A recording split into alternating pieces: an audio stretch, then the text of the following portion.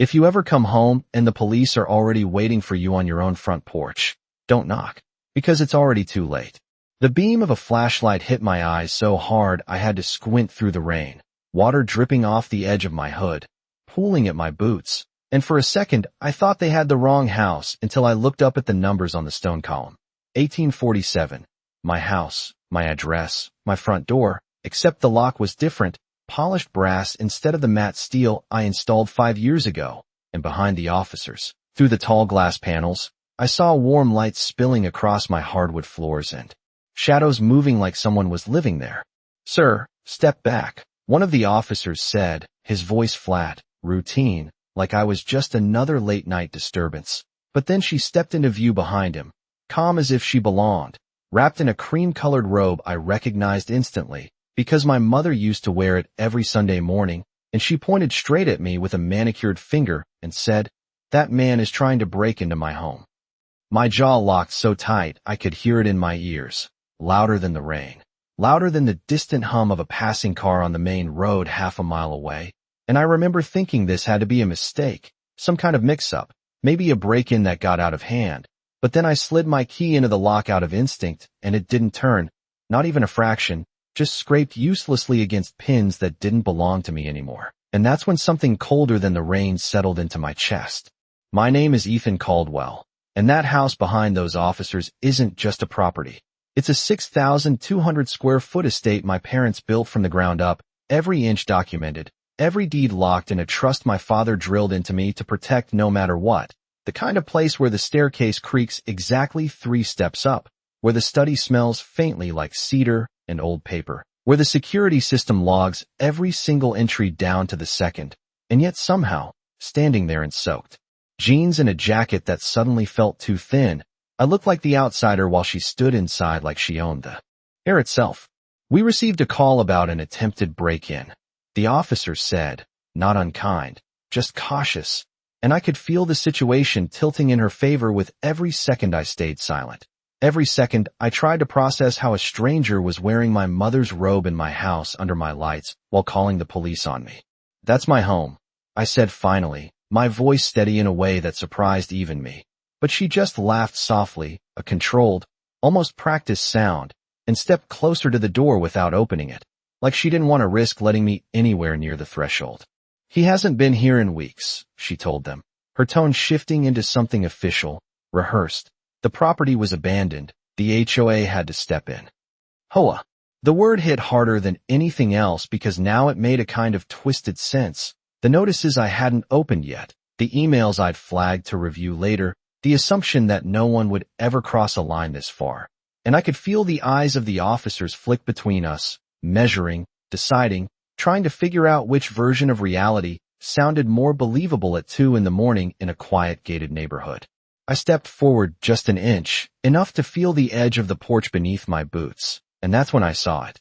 The small black dome of my security camera above the entryway, still exactly where I installed it, angled down, silent, watching everything. And in that moment, while the rain kept falling and the officer's hand hovered just slightly closer to his radio, I realized something she clearly didn't.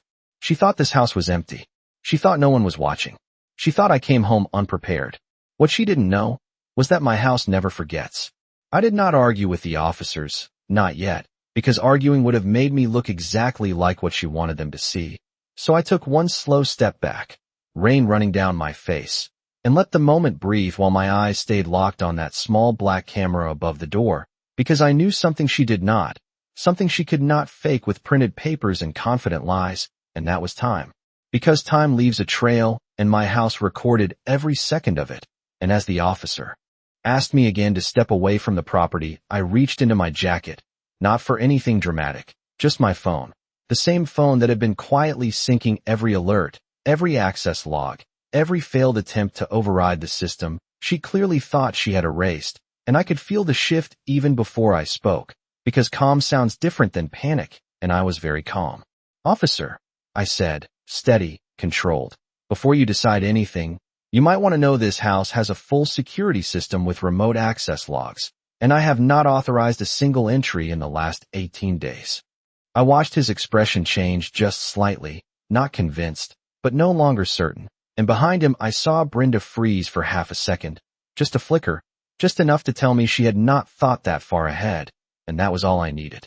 The rain kept tapping against the stone, steady, rhythmic, like a clock counting down, and I pulled up the app, my thumb moving through screens I had used 1,000 times before, muscle memory guiding me straight to the access history. Timestamps lined up in perfect order, each one a quiet witness to what had actually happened here while I was gone, and I turned the screen just enough for the officer to see without stepping forward. "That is your system?" he asked, and I nodded once.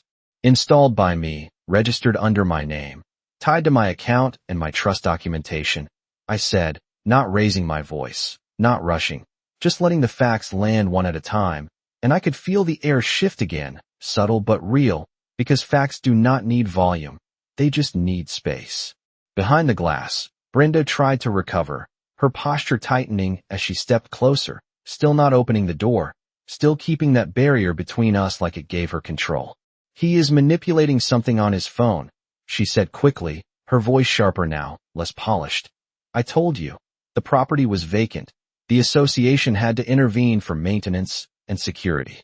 The officer glanced back at her, then at me, and for a moment neither of us spoke, and in that silence I remembered something my father used to say while walking me through the house late at night, checking locks, testing alarms, showing me every system like.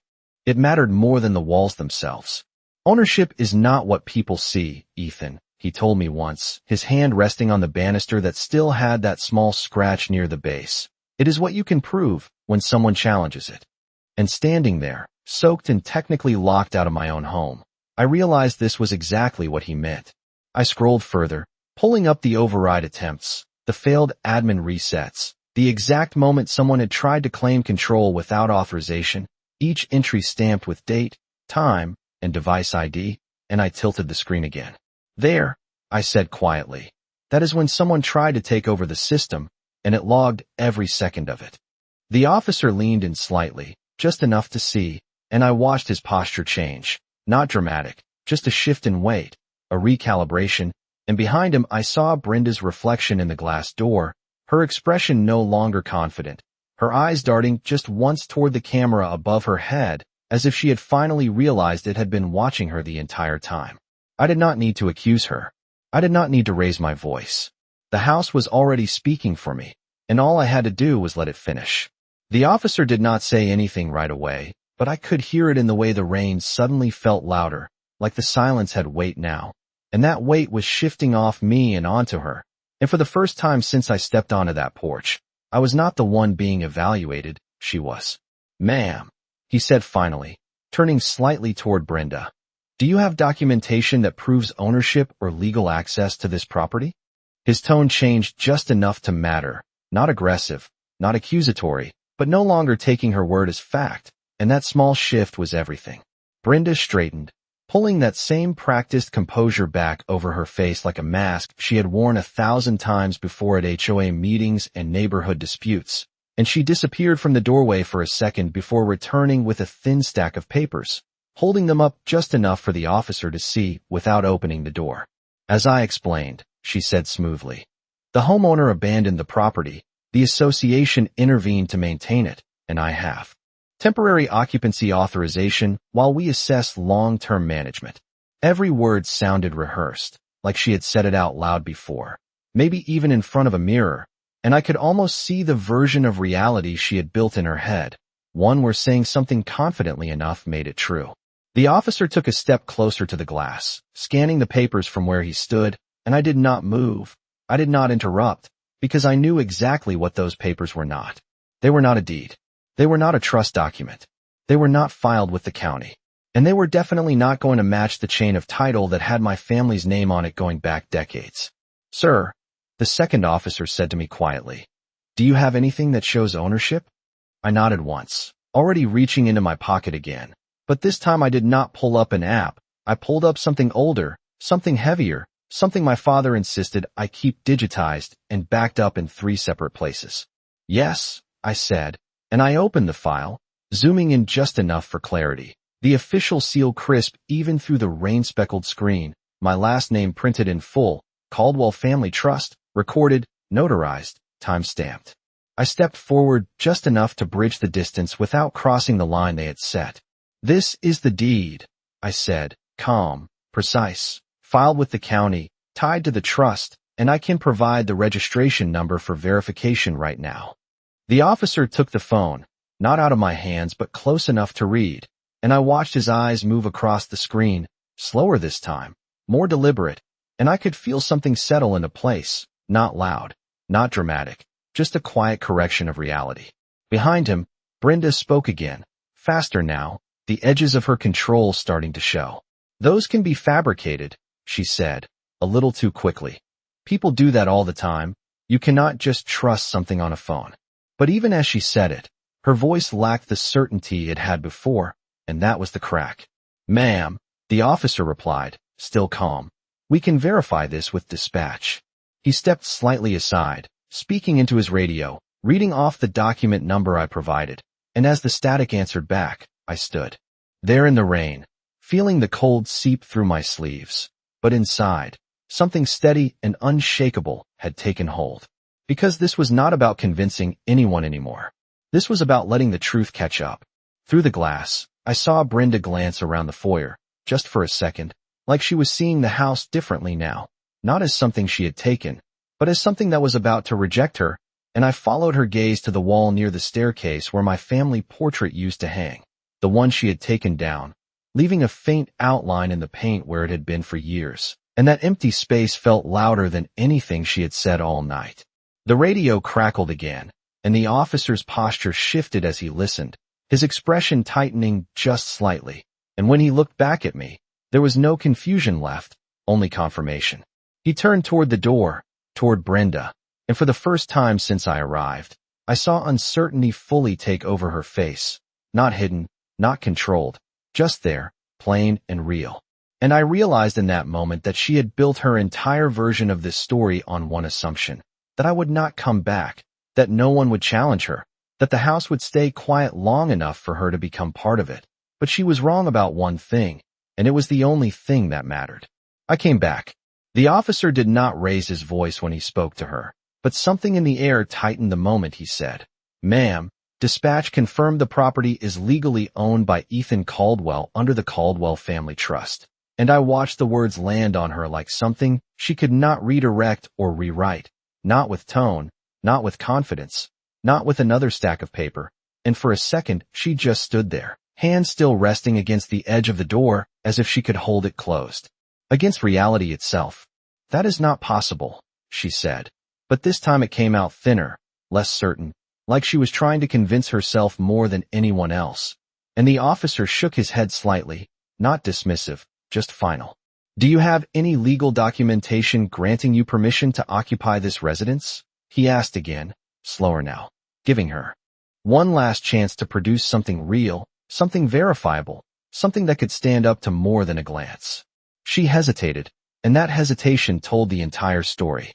The rain kept falling, steady and cold, sliding off the edge of the roof in a thin line that hit the stone steps with a soft, repeating tap, and I could hear it clearly now because nothing else was louder anymore. Not her voice, not the tension, not even my own breathing. "The association authorized temporary access," she said finally, but the words no longer carried weight. They just existed, unsupported, and the officer nodded once, like he had expected that answer. "An association does not override recorded ownership without a legal order," he replied, calm, precise, and I saw her shoulders shift, just slightly, like something inside her had finally slipped.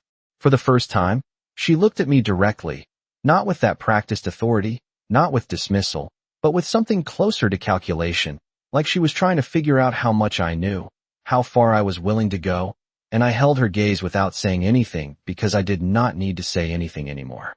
The truth was already in the open, and it was not loud, it was not dramatic, it was just there, undeniable. "Ma'am," the second officer added, stepping a little closer to the door, "we are going to need you to step outside so we can sort this out properly." That was the moment everything changed, not when the deed was confirmed, not when the logs were shown, but right there, when the door she had kept closed all night was no longer hers to control. She did not move right away, and for a second I thought she might try to argue again, try to pull the situation back into her version of reality. But then she turned the handle, slowly, carefully, like even that motion required her to accept something she had been denying since I arrived. The door opened just a few inches at first, then wider, and warm air spilled out onto the porch, carrying the faint scent of vanilla candles that did not belong there. And I caught a glimpse of the foyer behind her, the polished floor, the staircase, the empty space on the wall where my family portrait should have been, and it felt like seeing a familiar face with something missing. She stepped out, closing the door behind her out of instinct, and for the first time since I walked up those steps, I was no longer the one outside looking in. The officers positioned themselves between us, not aggressive, just structured, doing what they were trained to do, and the first officer spoke again, his tone now fully grounded in what had been confirmed. At this point, this is a civil matter involving unauthorized occupancy, he said, and we will need to document everything.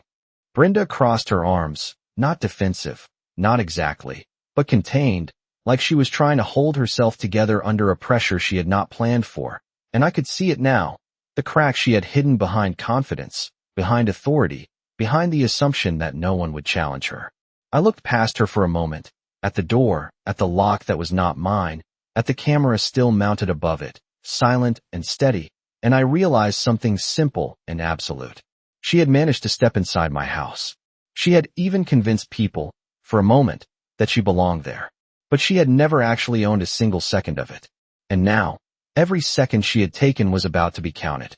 The officer began writing things down, not rushed, not distracted, just steady, and that sound of pen on paper felt louder than anything Brenda had said all night, like every second was turning into something permanent, something she could not talk her way out of, and I stood there watching it happen, rain still dripping off my sleeves, my shoes soaked through, but none of that mattered anymore, because the balance had shifted, and it was not shifting back.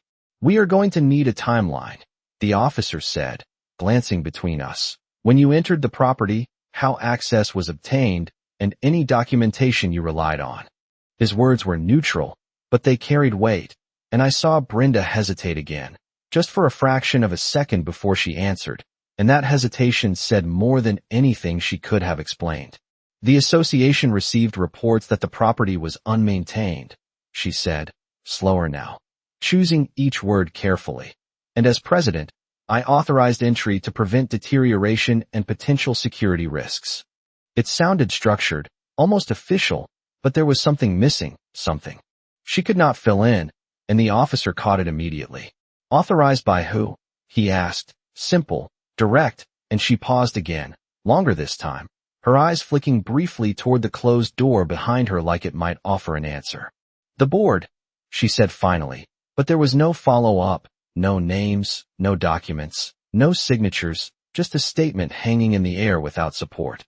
I exhaled slowly, not out of relief, but because I could feel the entire situation settling into something clear and irreversible.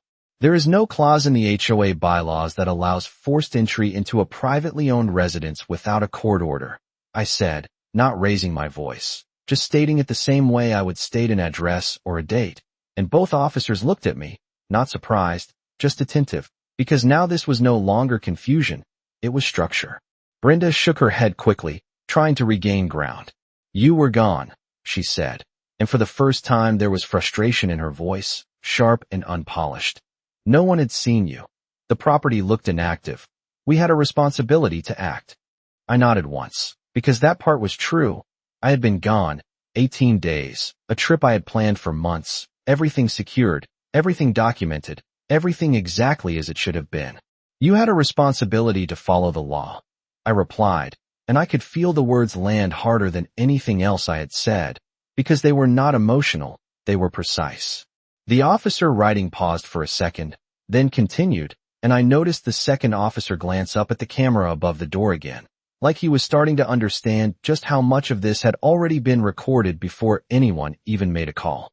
Sir, he said to me, you mentioned earlier the system logs and camera footage.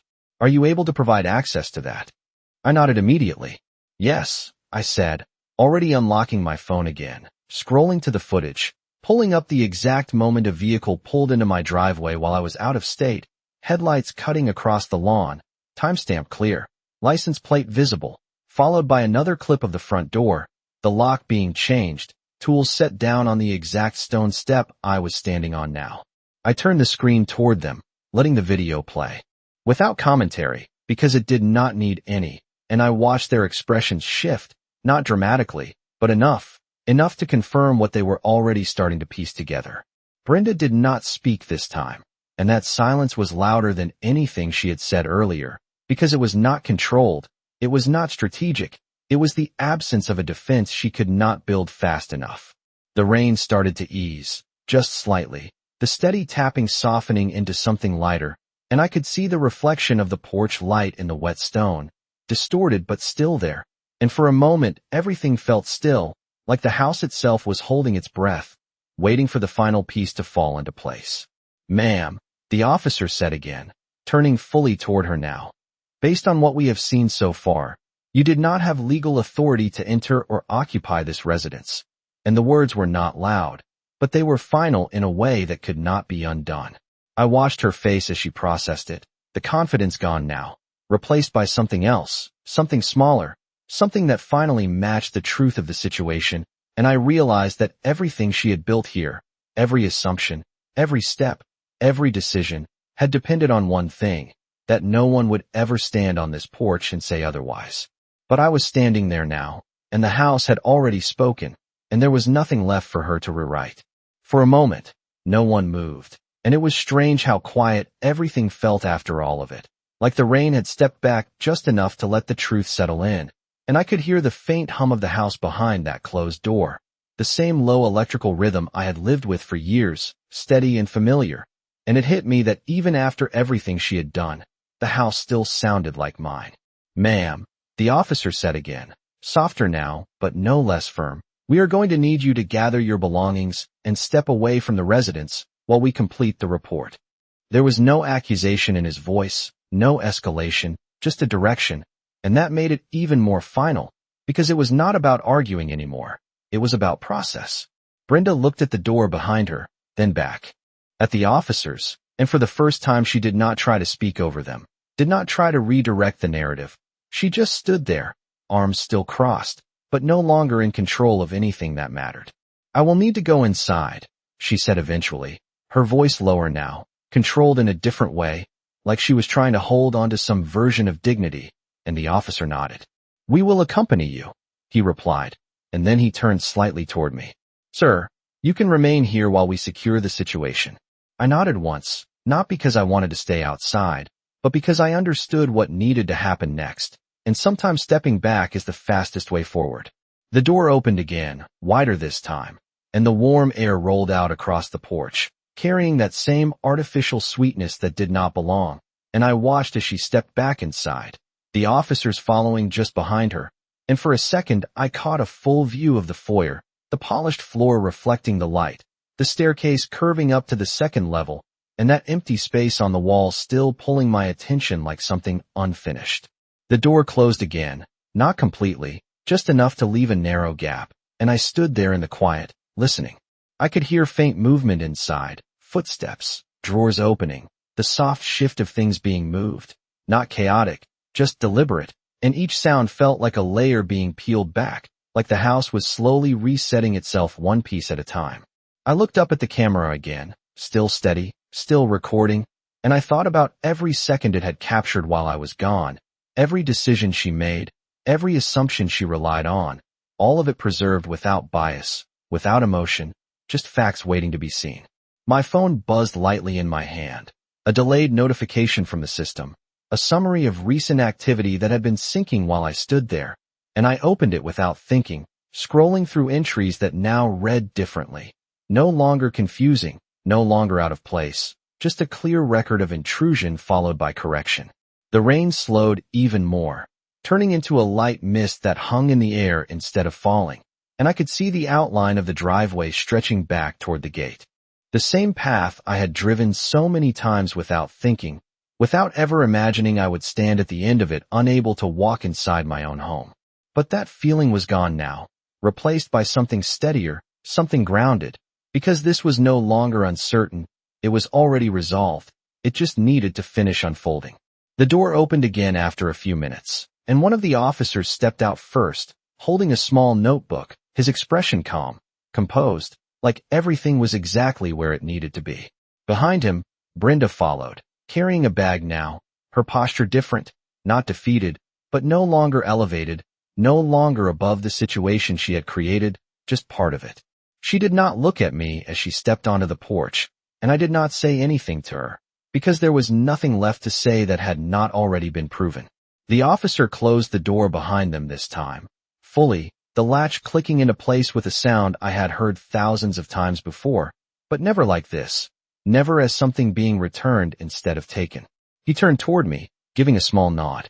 "We are going to finish documenting everything," he said, "and then we will make sure you are able to re-enter your property." I nodded once, feeling the weight of that sentence settle in, not dramatic, not overwhelming, just right. And as I stood there on the porch, the mist hanging in the air, the house quiet behind the door, I realized something simple and certain. She had stepped inside thinking the house was empty. She was stepping out knowing it never was. The officer handed me a pair of latex gloves, not because anything dramatic had happened, but because procedure mattered now, and I slipped them on slowly, feeling the thin material tighten against my fingers as he turned the knob and opened the door fully for me, stepping aside just enough to make it clear, without saying it out loud, that this space was mine again. And for a second I did not move.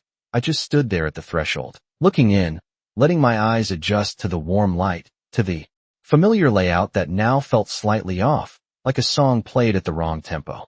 I stepped inside carefully, 1 foot at a time, my shoes leaving faint damp prints on the polished floor, and the first thing I noticed was the smell, that artificial vanilla layered over the natural scent of cedar and old wood, like someone had tried to cover history instead of understanding it. And I exhaled slowly, grounding myself in the details I knew could not be changed, the exact angle of the staircase, the subtle creak 3 steps up, the way the light hit the railing at this time of night. "Take your time," the officer said behind me, his voice quieter now, more respectful, like he understood this was not just about property, and I nodded without turning, my eyes already moving across the room, cataloging what was different, what had been moved, what had been replaced. The side table near the entrance had been shifted 6 inches to the left, not much, but enough that I noticed immediately, and the framed photo that used to sit on it was gone, replaced by a decorative bowl that did not belong to me, and I reached out instinctively, touching the surface, feeling the smooth finish under my fingertips, as if confirming that it was real and not something I had imagined. "We will need to document any changes," the second officer said, stepping in just behind me, notebook ready. And I nodded again, already walking slowly toward the center of the foyer, my gaze lifting to that empty space on the wall where my family portrait used to hang, the faint outline still visible in the paint, a shadow of something that had been there for years, and that absence felt heavier than anything else in the room. "It was there," I said quietly, more to myself than to them. But the officer followed my line of sight and made a note anyway, and I appreciated that. The way he treated even small details like they mattered, because they did. I moved further in, my steps measured, deliberate, not rushing, not reacting, just observing. And as I passed the living room in trance, I saw more signs.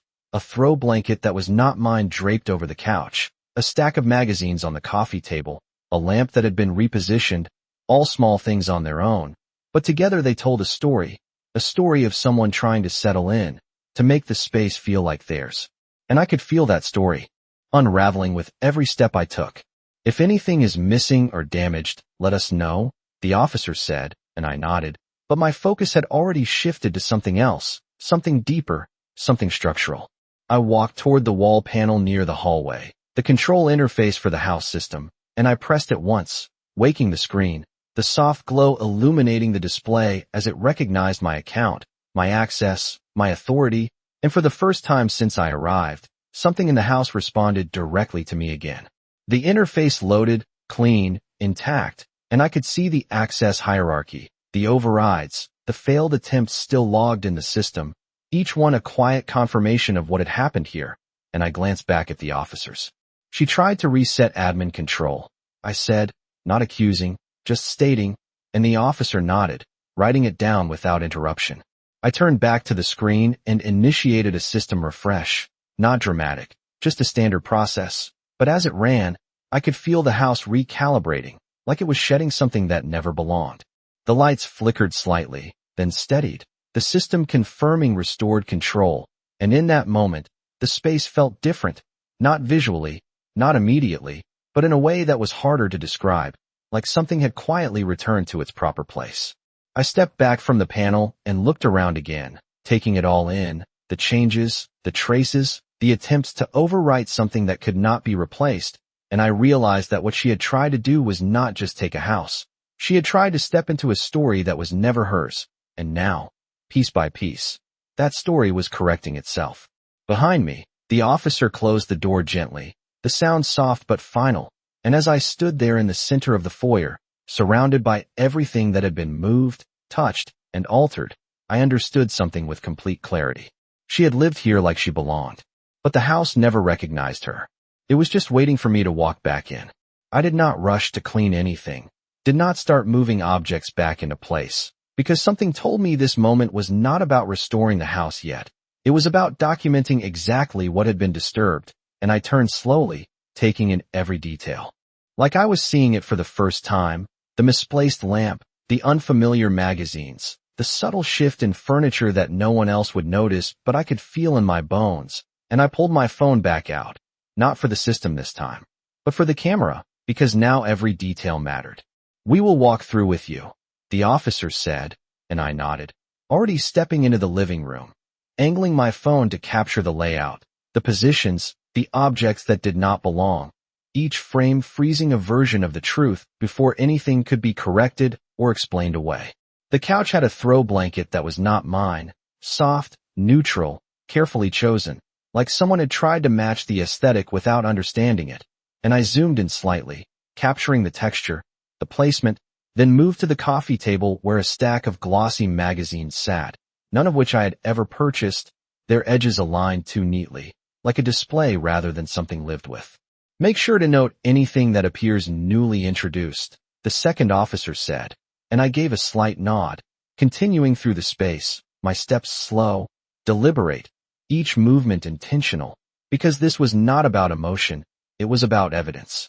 I turned toward the dining area, and that was where it hit harder, not because anything was damaged, but because it had been used, chairs slightly pulled out, a place setting left at the far end of the table, a glass still faintly marked, and I paused there for a second, not out of anger, but because there was something deeply unsettling about seeing someone else occupy a space that had been so specifically mine, not in ownership alone, but in rhythm, in routine, in memory. "Document that," the officer said quietly, and I lifted the phone again, capturing the angle, the placement, the details that would matter later, and as I lowered it, my eyes moved toward the hallway leading deeper into the house. "There is more," I said, not as a warning, just as a statement, and I walked forward, the officers following just behind me, their presence steady, procedural, grounding the situation in something structured and real. The hallway lights adjusted automatically as I moved, recognizing my presence again, and that subtle response felt more significant than anything else, like the house itself was acknowledging the correction, and I reached the study door, pausing for a fraction of a second before opening it. The scent of cedar hit me immediately, familiar, unchanged, but the desk was different, papers moved, a chair repositioned, a pen left in a place I would never leave it, and I stepped closer, scanning the surface, noting what had been touched, what had been shifted, and I felt that same steady clarity settle in again. "She used this room," I said, and the officer wrote it down without hesitation, not questioning, not interpreting, just recording. I moved through the rest of the space the same way, methodical, precise, letting the house reveal everything it needed to reveal, and with each room, each detail, the story became clearer, not louder, not more dramatic, just undeniable. By the time I returned to the foyer, the officers had pages of notes, my phone held dozens of images, and the house felt different again, not because anything had been fixed, but because everything had been seen, acknowledged, and documented. I stood there for a moment, looking at that empty space on the wall one more time, the outline still visible, and I realized something that made everything else fall into place. She did not just take space. She tried to replace presence. And now, Every trace of that attempt was about to become the very thing that proved she never belonged. By the time the officers finished their notes, the house felt quieter than it had all night. Not empty, not hollow, just settled, like everything that needed to surface had already come into the light, and I stood in the center of the foyer, phone still in my hand, the faint outline of that missing portrait in front of me, and I knew exactly what came next. "We have enough to complete the report," the officer said, closing his notebook with a soft, final sound. "And based on everything documented, this will be forwarded for further action regarding unauthorized entry and occupancy." His words were measured, professional, but they carried a kind of weight that did not need emphasis, because they were not speculation, they were conclusion. I nodded once, not out of relief, but because it felt like the natural end of something that had already been decided long before I arrived tonight. "If you need anything further, we will follow up," he added, and I thanked him, not with too many words, just enough, because this had never been about convincing anyone. It had been about letting the truth stand on its own. They stepped toward the door, one of them opening it, the cool night air slipping back inside, replacing that artificial warmth with something cleaner, something real, and for a moment I watched as they walked out onto the porch, their figures moving through the soft mist that still hung in the air, their presence fading from the center of the situation as quietly as it had arrived. The door closed behind them, the latch clicking into place with a familiar precision, and for the first time since this started, I was alone inside my house again. I did not move right away. I let the silence sit, let the absence of their voices, her voice, any voice at all, settle into the walls, and I could hear it clearly now, the low hum of the system, the subtle shift of air through the vents, the quiet rhythm that had always been there, unchanged, waiting.